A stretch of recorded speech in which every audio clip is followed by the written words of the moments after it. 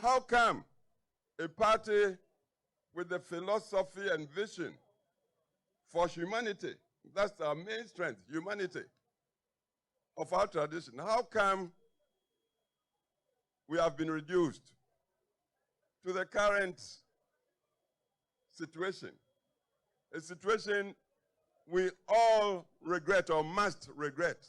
How come? This thing didn't happen just like that. If we take care to look at the electoral history from 2016, 2020, 2024, and if we are sincere with ourselves, we would know that the electorate of Ghana has matured. Nobody can deceive it. I assure you, I believe this electorate, the Ghanaian electorate, I'm not talking of party electorate, has not rejected the value systems of our tradition. Who doesn't want respect for human rights? Who wouldn't want an economy that is generating wealth to benefit the entire population inclusively? Who would not support equality of opportunity for all the children of Ghana? All the children, from kindergarten through junior high, senior high, to the universities. Ghana would support this. Who would want to live under a dictatorship that would grab people and put in detention 5 years without trial? Ghana does not support that. 2016, the nation very liberally gave us power, huge majorities. But just 4 years later, let's be critical with ourselves. What was the outcome of the 2020 election? And then just another 4 years, what was the outcome of the 2024 election? I believe we must be stopped in our tracks to tell the truth to ourselves.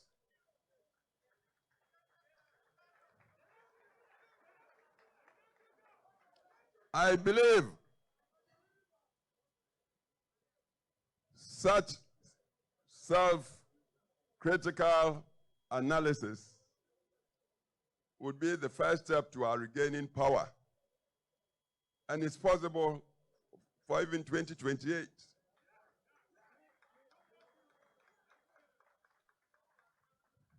Professor Okwe, in telling us, narrating the history, talked of how Professor Busia in his time was just one-man opposition to the very powerful, highly organized, our first Prime Minister, first President Kwame Nkrumah's party in Parliament. Then they started off as Legislative Assembly. Just one man. It was his performance, one man against the heavy odds, that convinced the Northern People's Party under Chief Dombo to go and say, you, be our leader in this house. That's how Busia became the leader of the tradition. It wasn't just the knowledge Busia had. He had degrees, yes. PhD, first Ghanaian professor in Legon, in sociology, everything. But it wasn't just the knowledge.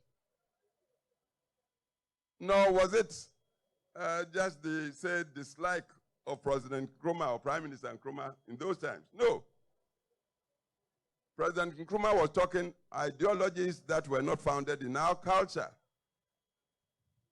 Busia, like Dankwa before him, Dankwa unfortunately never got a chance to be part of the Legislative Assembly or Parliament.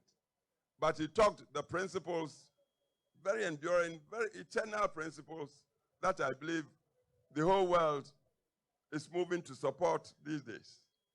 Busia continued with that. Common humanity. from which commitment to democratic rule, recognizing the sovereignty of the human individual came, and from which accountable governance, when the people give you their mandate by voting, they give the elected their power to go and govern. So if I give you my power to go and govern, then you must be accountable to me. That was what Dankwa and Buzia talked. And this was what pleased the then leadership of the North. Chief Dombo, Chief Yakubu Tali, Tolona, Jato Kaleo, Abai Fakabo. Fortunately, as I sit here, I worked with all these men. I was in my 20s when I joined them. The only one I didn't have the benefit, privilege to work with was J.B. Dankwa himself. Because I came back to Ghana as a young lawyer, 1965, January. The very next month, February 65, Dr. Dankwa died in prison, detention prison. Prison detention in Sawam, apparently died on the floor. He hadn't been accused. He hadn't been found guilty. But the man persisted till his dying breath that it was humanity he would support. That's why he talked democracy. He's a martyr. He died a martyr. Buzia continued in that. I worked with Buzia because when PP came to power, 69, I was 30 years old. These days, young people, I see so many of you here. You complain, oh, the youth, this party doesn't give youth. No, you must strike out, go in and contest. You don't expect anybody to give you anything on a silver platter. I was 30, I contested to come to parliament. My constituency gave it to me. And when I came to parliament, Professor Buzia, the teacher that he was, perhaps he saw something in this little boy. He said, you, be the deputy foreign minister of Ghana at the age of 30. I'm addressing you, the youth, because we are talking about your future in this thing.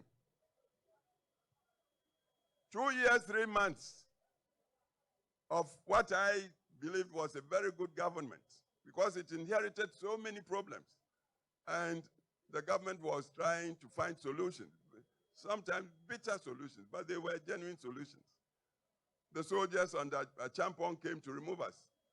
And I was put in Ashford prison. I stayed there for 1 year, 3 months, not being accused. I'm telling you, so the youth, when you complain these days, you must know it happened before, long before you were born. You must help yourselves. You are the majority now. I'm having to tell you, we lost power 79 as we learned from Professor Kwe. Why? Because along the way, we found that even as we all subscribe to democracy, we tended to be too individualistic. Egos were so big. Everybody would go and look into his mirror and think that is perhaps superior or better than the next man. You see, a party must be united. We must be reconciled. But if we go in with swollen egos, I'm this, I'm entitled, it's my turn. If you say that to yourself, the next man would also tell that to himself, or the next woman. So why do we get the unity? And without the unity, how can you call yourselves a party? Democracy is one man, one vote. Most of you lawyers, doctors, engineers, professionals, these days we are all becoming Europeans. Monogamy. You and your wife, you live in a fine bungalow, perhaps with just a child or two. The laborer outside there at your gate may have 2, 3 wives, perhaps 10 children. When it's time to go and vote, and you haven't won the support, the trust of the, who would win? It's common sense. Kukrudu! Please, it's a very sad situation we are in now, and this is why I've chosen, I was invited to come and launch. I'm launching. The physical launch perhaps will be performed by another, but I'm using this occasion to tell the truth as I see it to all of us. This disease of high individualism, me-tooism, was what led to our losing 79 election. We must tell the truth to ourselves. We lost 79 when you consider the ballots. First round, President Liman, and Liman was a good man. I had the opportunity to work with him in the 69-72 government. I was Deputy Foreign Minister, and he was a foreign officer. I met him, good man, but he wasn't a practicing politician. He was a professional civil servant. He became, if you like, president by chance. 79, his party, PNP, was looking for a candidate. Their choice was late Mr. Igala, but Igala had been disqualified by a commission of inquiry. So he turned around and picked this young man, well-educated, Dr. Liman. Just like that, and PNP accepted Liman. So into the elections, nobody knew Liman much around the country. But because that party was so united, and PNP, united like a fist in a glove, and us, the PFP, UNC, we had split ourselves, believing that we were so good, the people of Ghana would see our goodness and give it to us. We were not organized. Rather, we were tearing at each other, destroying each other, telling all sorts of things about each other, assuming Ghanaians were not listening or watching. So when we cast the vote that year, to our surprise, Liman came first, got 600 and something. Victor Osu, the PFP candidate, got 500 and something. UNC Powele got 300. Suppose we hadn't split ourselves, 500 plus 300 and something, we would have won one church. But once Liman got the lead into the second round, again, the way we hate ourselves. Before we knew, most of our people in UNC had gone to support Liman, even against our candidate, Victor Osu. That's how we lost it. I tell you, because we did that, we disappointed our country, Ghana, so much. That was how, may he rest in peace, Rawlings managed to succeed with the attempted coup and came to sit on Ghana for 19 long years, traumatizing the country. So sometimes when people are blaming, quietly I blame our tradition, our party. I'm not so much the tradition as the personalities in our party. We tend to be too self-centered.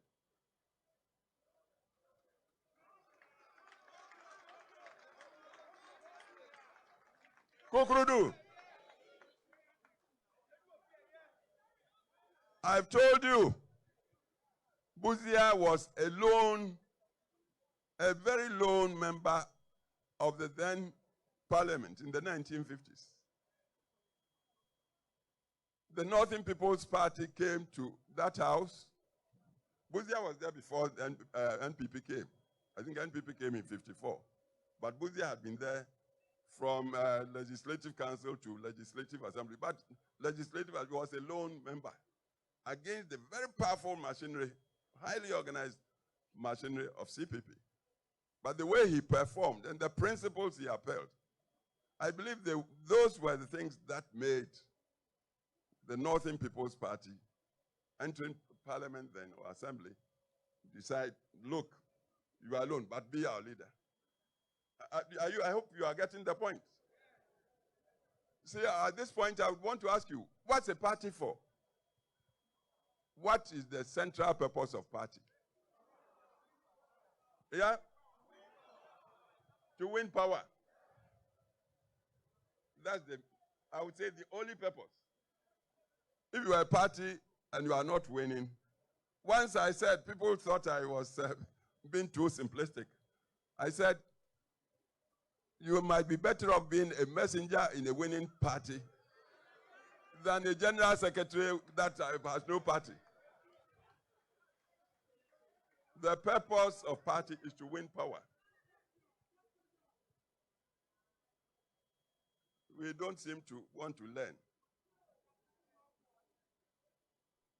Please. We happen to be living in times. See, when I went to Parliament in 1969, the population of Ghana was just 10 million people. The whole Ghana. 10 million. As we speak now, population has moved to almost 40 million. I'm sure it might be even more. Full of youngsters who may not know anything of traditions. We are talking democracy. We are talking rule of law, accountable governance. We are talking private sector. Because we believe in wealth creation. Not because we are greedy. No. Without wealth, you may have the finest ideas. You can't implement the ideas. That's why we respect the private sector. We want to encourage the private sector to come into its own. If we have Ghanaian billionaires and they become billionaires legitimately, what's wrong with it? That's how the world moves. We believe in these things. But then, with all these ideas, where is the organization? See, to organize in current times, you must strategize. Your opponent, I remember they built a headquarters and said they were opening a school. They come from a tradition of organization. The first president of Ghana told his followers, organization decides all. Organization. Drilling people like into soldiers, military. So they take organization very seriously. They may not have a good message, but if they are united and they have got propaganda, they've got propaganda. They would make falsehood seem truth. You may have all the ideas, but you are not organized. Everybody is boss. Huh?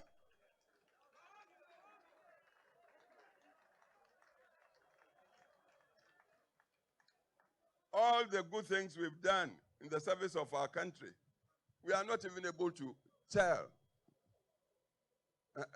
people, advocate and propagate and espouse. We did this and this, and because not to boast, but these days, because of the pressures of life, people don't have long attention span.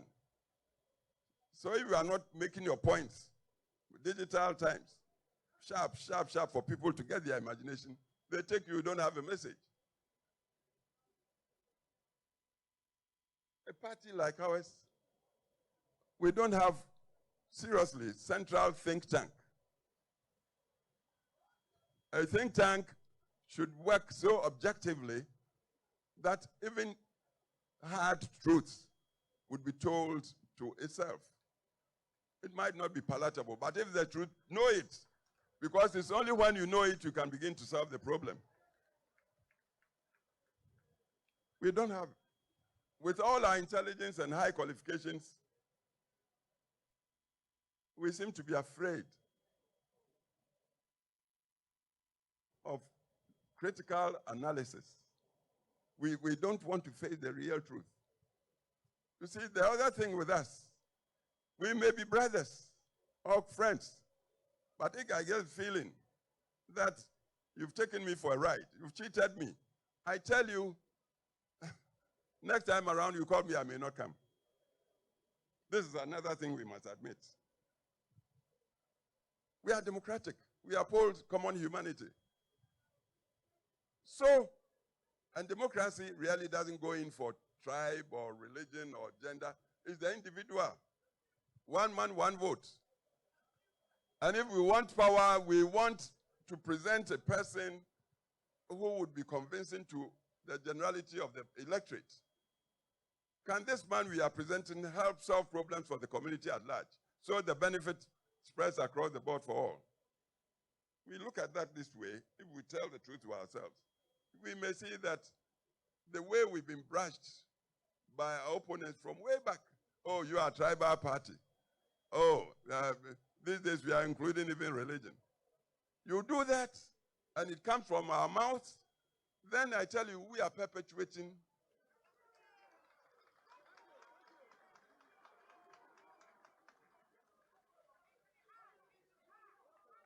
Kukrudu.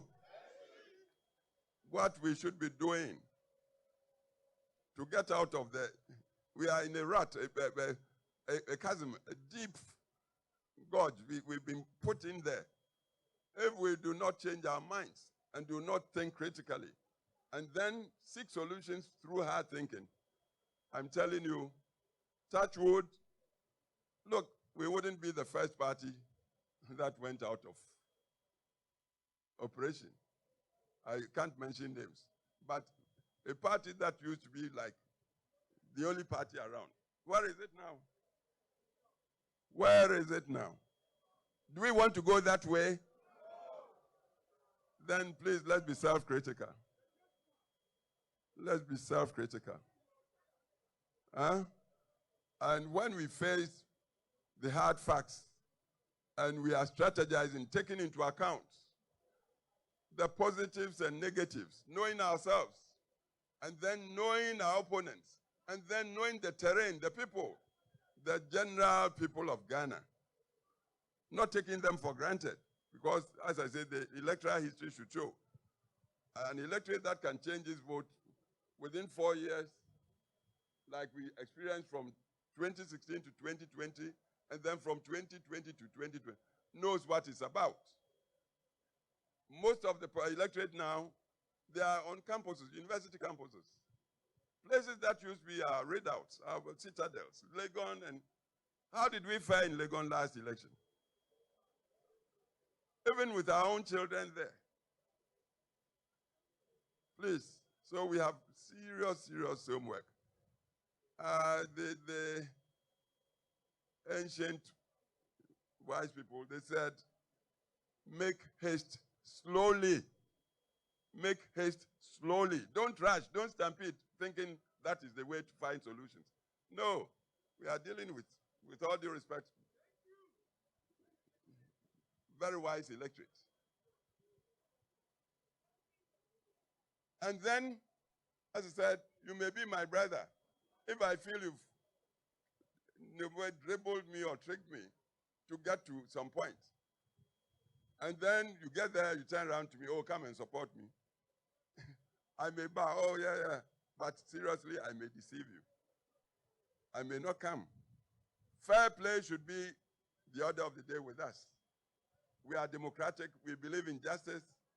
Our motto is freedom, development in freedom. And we want to feel like everybody is getting counted. So please, let's go back to the drawing board. Look at ourselves critically.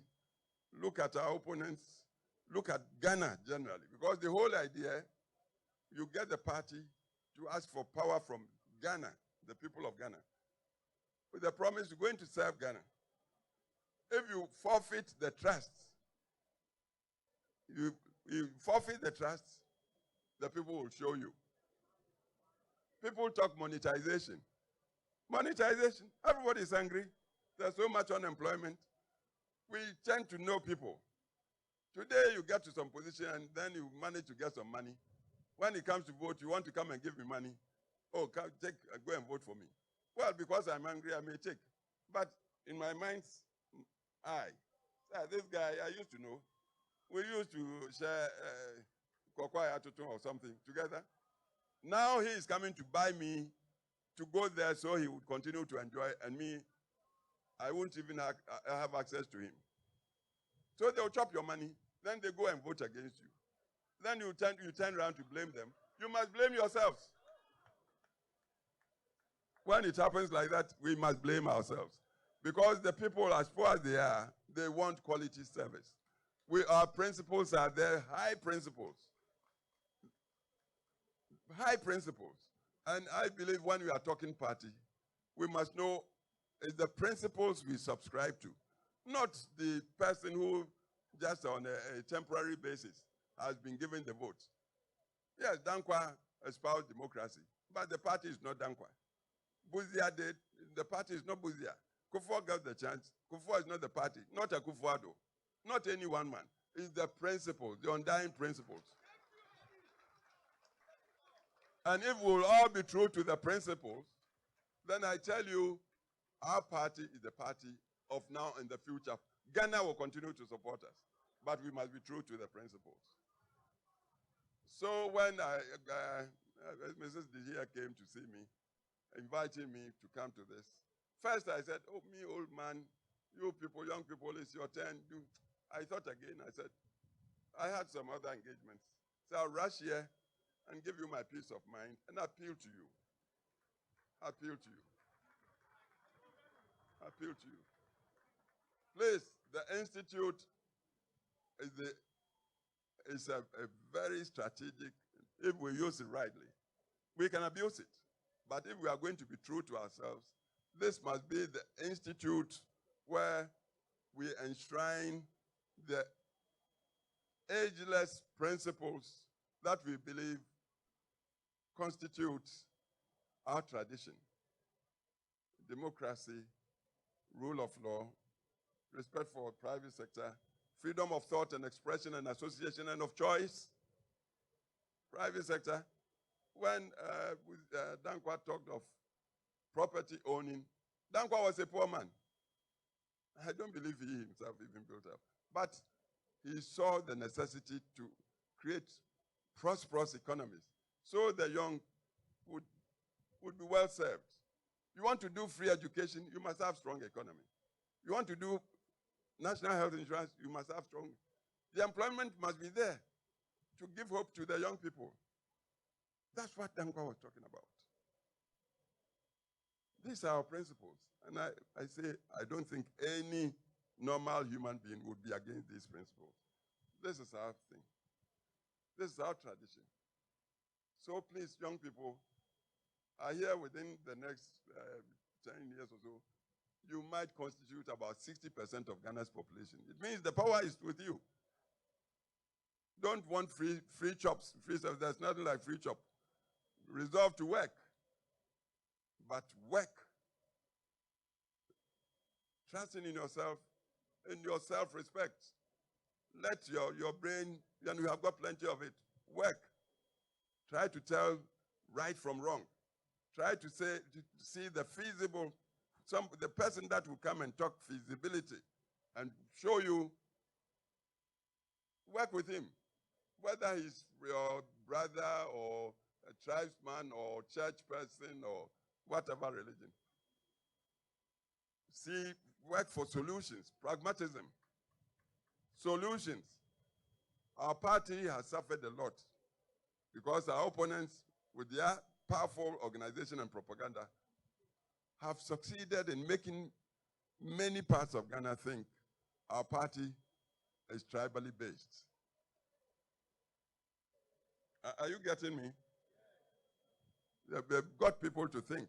You talk our party or tradition, oh, these are Akan or Asante. No, it's not that. It's not true. But have we thought of this challenge? What are our solutions to these accusations?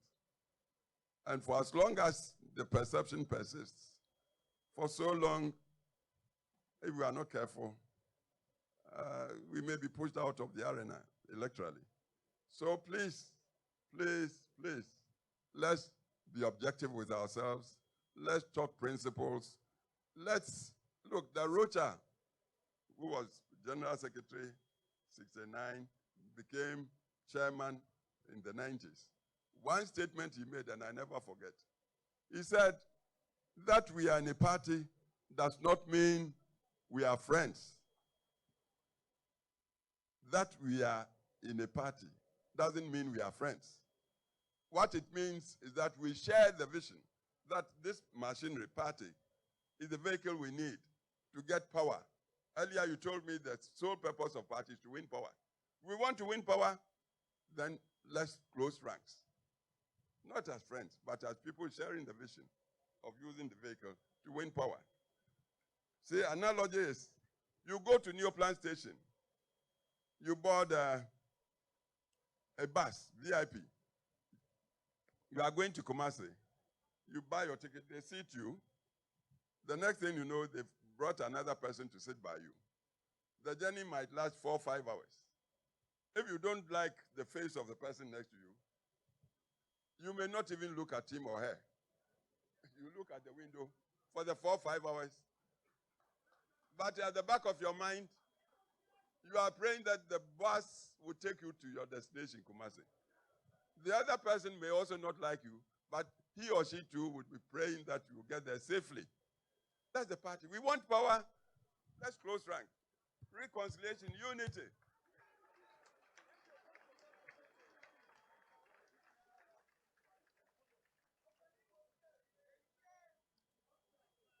If we are not learning to reconcile, and if we are also not learning that Ghana is awake and getting more and more critical,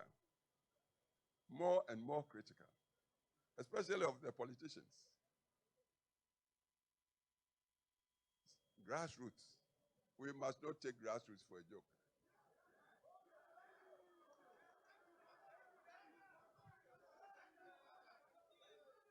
Another quote, and then I will thank you and declare from here that I have launched the institute. Dr. Afarajan, who used to be the electoral commissioner.